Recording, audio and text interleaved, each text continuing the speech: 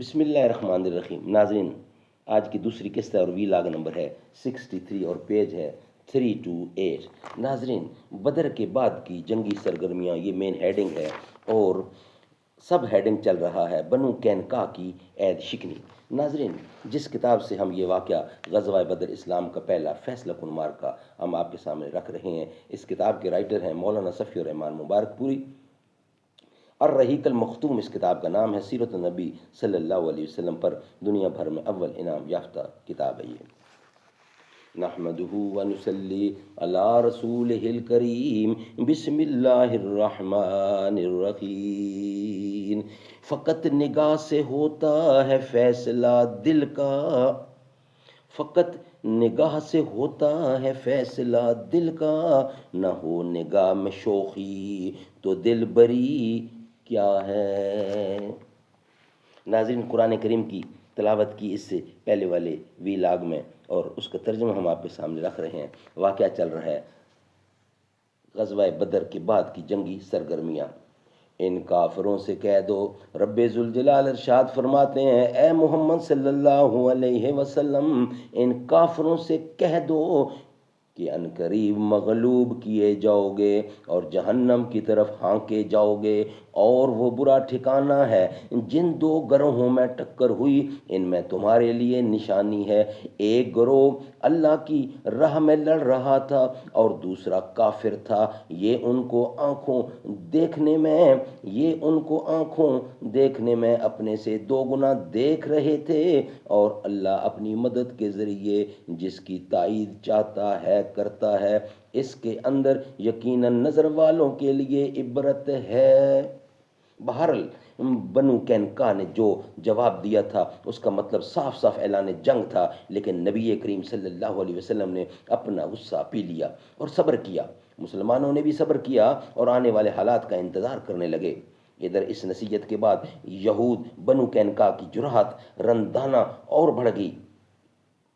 چنانچہ تھوڑے ہی دن گزرے تھے کہ انہوں نے مدینے میں بلوا اور ہنگامہ بپا کر دیا، جس کے نتیجے میں انہوں نے اپنے ہی ہاتھوں اپنی قبر کھود دی اور اپنے اوپر زندگی کی راہ بند کر دی۔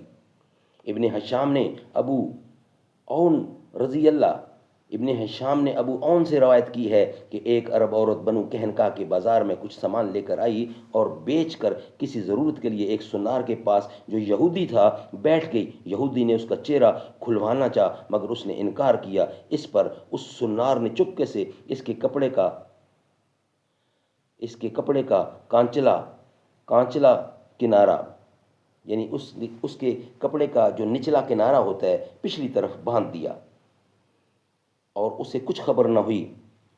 جب وہ اٹھی تو اس سے وہ بے پردہ ہو گئی تو یہودی نے کہکا لگایا۔ اس پر اس عورت نے چیخ پکار مچائی، جسے سن کر ایک مسلمان نے اس سنار پر حملہ کیا اور اسے مار ڈالا۔ جواباً یہودیوں نے اس مسلمان پر حملہ کر کے اسے مار ڈالا۔ اس کے بعد مقتول مسلمانوں کے گھروں نے شور مچایا اور یہود کے خلاف مسلمانوں سے فریاد کی۔ نتیجہ یہ ہوا کہ مسلمان اور بنو قینقاع کے یہودیوں میں بلوا ہو گیا۔ ناظرین، یہ ویلاگ کمپلیٹ ہوا۔ نیکسٹ ویلاگ انشاءاللہ ہمارا ہوگا محاصرہ، سپردگی اور جلا وطنی۔ یہ ہوگا ویلاگ نمبر 64، اور آج کی تیسری قسط ہوگی، وہ انشاءاللہ ہم آپ کے سامنے رکھیں گے۔ نیکسٹ۔ نبی نے چشم رحمت ڈال دی جب خشک صحرا پر، اگے پودے سجے پتے کھلے گنچے ثمر نکلے، ہوئے جب مصطفیٰ کے دامن رحمت سے وابستہ، نہ تھی جن کی کوئی اوقات وہ بھی معتبر نکلے۔